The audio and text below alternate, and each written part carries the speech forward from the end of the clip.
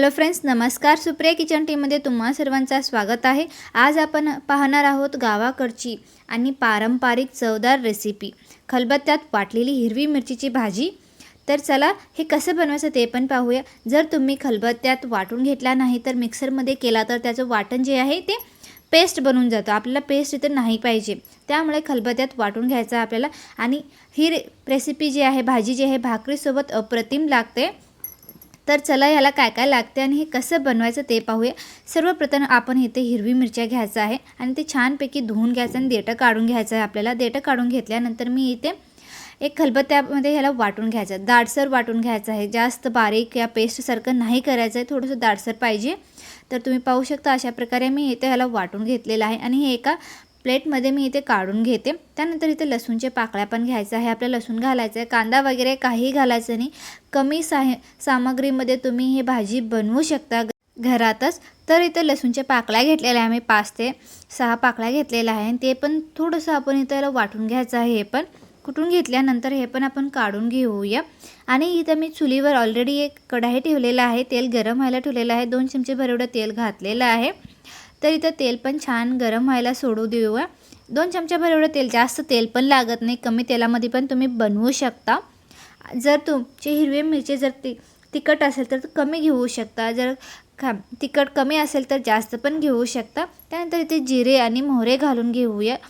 एक half teaspoon भर एवढं घालायचं आहे. ते थोडंसं तडतडली की त्यामध्ये थोडंसं कढीपत्ता घालूया.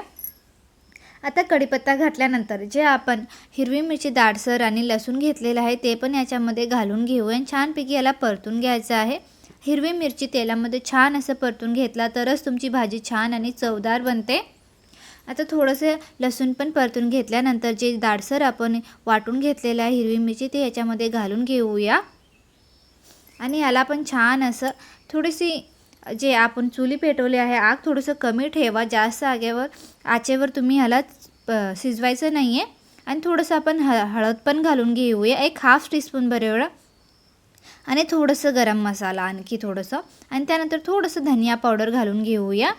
कोथिंबीरचं जे पावडर असते ते घालून घ्यायचं आहे. चवीनुसार मीठ घालून घेऊया. मसाले तुम्ही याच्यामध्ये घातलं नाही तर पण चालेल, पण थोडंसं घातल्यावर आणखी चवदार वाढते, त्यामुळे मी ते घातलेलं आहे. त्यानंतर थोडंसं चिंचाचा रस आणि थोडंसं गूळ घेतलेला आहे, ते पण घालून घेऊया.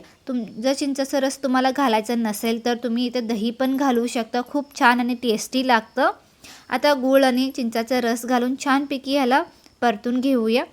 5 ते 2 मिनटं 3 मिनटात तुम्ही ह्याला परतून घेऊ शकता, 3 ते 5 मिनटात. त्यानंतर मी इथे 1 कप भर एवढं, वाटीभर एवढं दाटसर कुटून घेतलेलं शेंगदाण्याचं कूट आहे.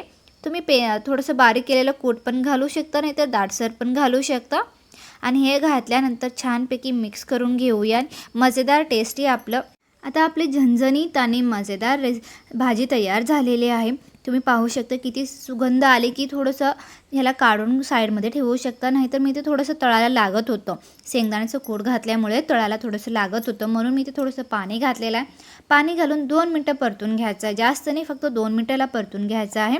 आता ह्याला गरमागरम ज्वारीची भाकरी, बाजरीची भाकरी किंवा पोळीसोबत ही झणझणीत हिरवी मिरची खूपच स्वादिष्ट लागते, नाहीतर भातासोबत पण याला सर्व करू शकता. जर तुम्हाला ही गावाकडची पारंपरिक रेसिपी आवडली असेल तर व्हिडिओला लाईक करा, चॅनलला सबस्क्राईब करा आणि मित्रांना शेअर करा. पुढच्या व्हिडिओमध्ये भेटते. धन्यवाद.